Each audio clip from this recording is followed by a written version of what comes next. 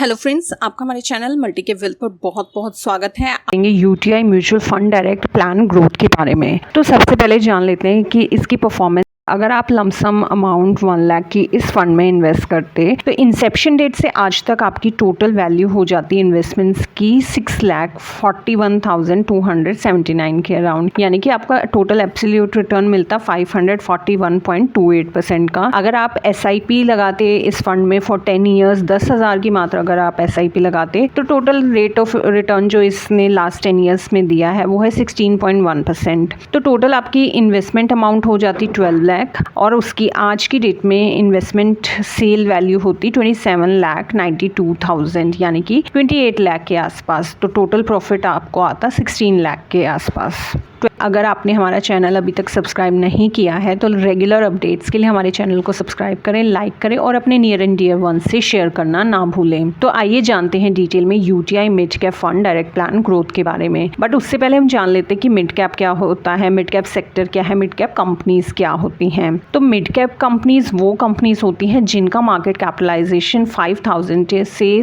20,000 करोड़ रुपए के बीच में होता है।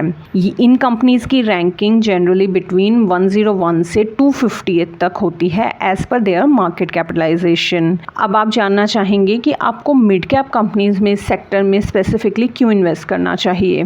तो इस तरह की मिड कैप सेक्टर में इन्वेस्ट करने से पहले आपको ये जानना बहुत ज़रूरी है कि ये सेक्टर थोड़ा कंपैरेटिवली लार्ज कैप से ज़्यादा रिस्की होता है। तो अगर ये रिस्की है तो आपको क्यों इन्वेस्ट करना चाहिए। तो मिड कैप कंपनीज इंडिया की टॉप ग्रोइंग कंपनीज हैं जिनका रिटर्न बहुत ही अच्छा रिटर्न जनरेट करती हैं। मिड कैप सेक्टर में जनरली यही होता है कि आपका रिस्क ज़्यादा होता है तो आपको रिटर्न भी बहुत अच्छा मिलता है। आप सोचेंगे कि अगर इतना हाई रिस्क है तो मैं क्यों इन्वेस्ट करूं। रिस्क को मिनिमाइज करने के लिए आपको मिनिमम 3 से 5 साल का अपना टाइम होराइजन लेना चाहिए। इससे आपका रिस्क भी मिनिमाइज होता है और आपको मिलता है स्टेबल रिटर्न। अगर आप लॉन्ग टर्म के लिए म्यूचुअल फंड्स में या किसी भी इन्वेस्टमेंट ऑप्शन तो हमेशा आपको एक नॉर्मलाइज एक मिनिमाइज्ड रिस्क आपका हो जाता है, आपको स्टेबल रिटर्न्स मिलते हैं। और अगर mid cap small cap sector में आप इन्वेस्ट करते हैं तो आपके रिटर्न्स भी कंपैरेटिवली किसी भी इन्वेस्टमेंट ऑप्शन से बहुत ही बेहतर होते हैं। तो आइए जान लेते हैं इसके एसेट एलोकेशन के बारे में। इसके एसेट एलोकेशन में जाने तो स्टॉक्स में इसकी 96.25% होल्डिंग है चूंकि ये एक इक्विटी फंड है। इसके अलावा कैश और कैश कंपोनेंट्स में इसकी 3.69% की इन्वेस्टमेंट्स हैं।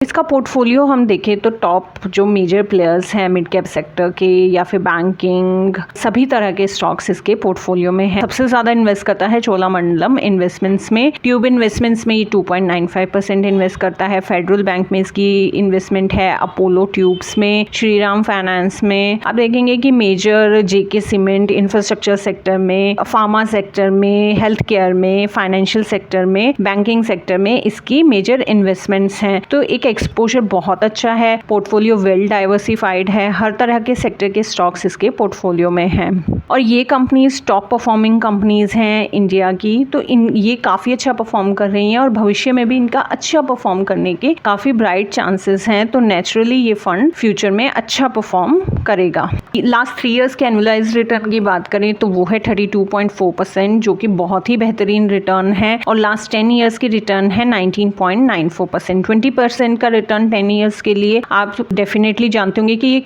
बहुत ही उम्दा रिटर्न है। इवन FD में भी हमें 6-7% का मैक्सिमम रिटर्न मिलता है। तो अगर हमें 20% का रिटर्न, 32% का रिटर्न मिलता है तो हमारी वेल्थ क्रिएट हो सकती है, हमारे लॉन्ग टर्म गोल्स हम अचीव कर सकते हैं। आइए जान लेते हैं इसकी डिटेल्स के बारे में। इसका एसेट अंडर मैनेजमेंट है 6,952 करोड़ रुपए। NAV है इसकी 203.58 रुपए। एक्सपेंस रेशियो है 1%। एक्सपेंस रेशियो किसी भी फंड का जितना कम होता है उतनी ही उसकी अच्छी परफॉर्मेंस होती है। इसमें मिनिमम आप 5,000 लमसम इन्वेस्ट कर सकते हैं। SIP आप शुरू कर सकते हैं 500 रुपये से।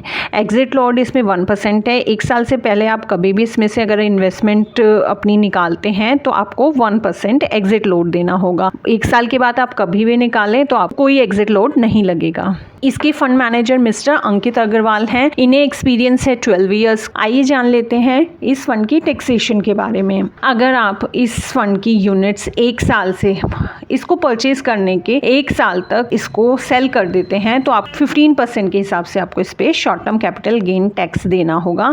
अगर आप 1 साल के बाद इसको सेल करते हैं तो उस पर होगा long term capital gain tax, जो कि होता है 10% देना होगा। वो भी तब अगर आपका टोटल गेन 1 लाख से एक्सीड करता है एक सिंगल ईयर में। अगर आप म्यूचुअल फंड्स अगर आप लॉन्ग टर्म के लिए इन्वेस्ट करते हैं तो आपको टैक्स बेनिफिट भी मिलता है, आपको कोई टैक्स नहीं देना होगा अगर आपका जो रिटर्न है वो 1 लाख से एक्सीड नहीं कर रहा है। साथ ही आपका रिस्क हमेशा मिनिमाइज होता है और आपको मिलता है एक बेहतरीन रिटर्न।